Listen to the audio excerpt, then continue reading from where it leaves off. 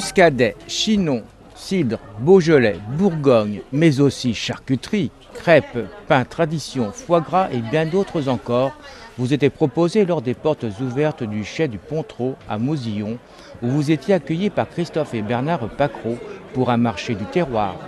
Le chai du Pontreau, c'est une exploitation qu'on a depuis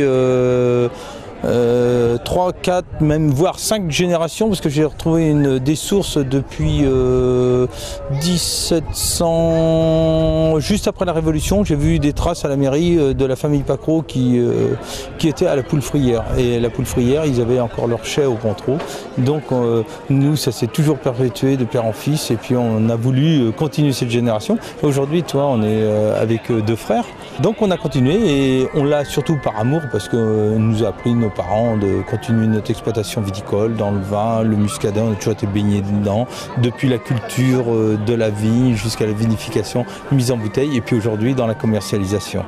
Alors aujourd'hui, je vous propose ma production. Donc on va surtout sur les muscadets.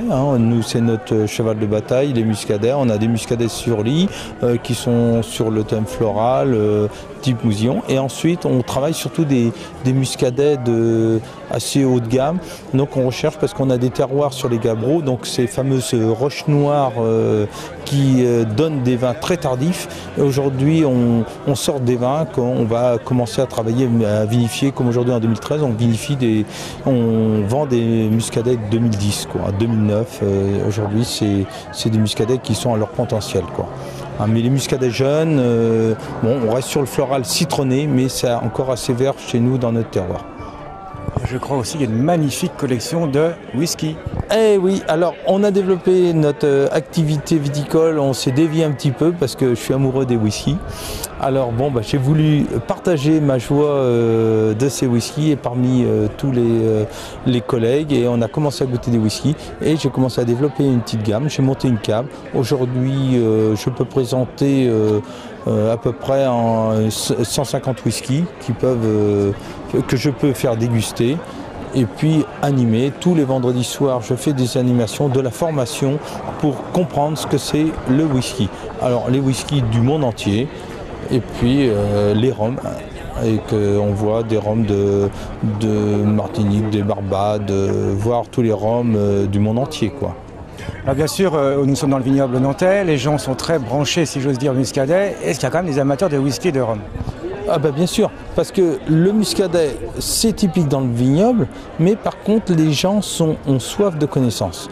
Le muscadet, moi je trouve que c'est une complémentarité dans ma cave, parce que le muscadet, il a ses moments de dégustation, et de l'autre côté, on va faire connaître des whiskies qui sont dans ma cave, qui sont complètement différents, mais c'est un complément, ça n'a rien à voir avec le muscadet. Ça ne touche pas du tout le marché du muscadet. Ça, j'ai des amateurs qui sont un autre monde, et par contre, tous ceux qui viennent déguster mes rhums, mes whiskies, ils ont le droit de déguster mes muscadets auparavant. Aujourd'hui, j'ai voulu faire connaître mon muscadet, mais à travers tous les vignobles. Alors j'ai invité des viticulteurs de toutes les régions, que ce soit de la région du Beaujolais, du Côte-du-Rhône, que ce soit dans le coin du Bordelais, du Bourgogne, toutes les régions, Val-de-Loire, tout le monde est présent. Ils viennent présenter leur vin, et les gens sont contents de connaître tous les vignobles. Ceux qui connaissent que le muscadet vont pouvoir se développer leurs connaissances sur d'autres vignobles. Formation en whisky ou rhum, ou tout simplement dégustation, direction les chais du Pontreau à Mouzillon, un accueil chaleureux vous est réservé.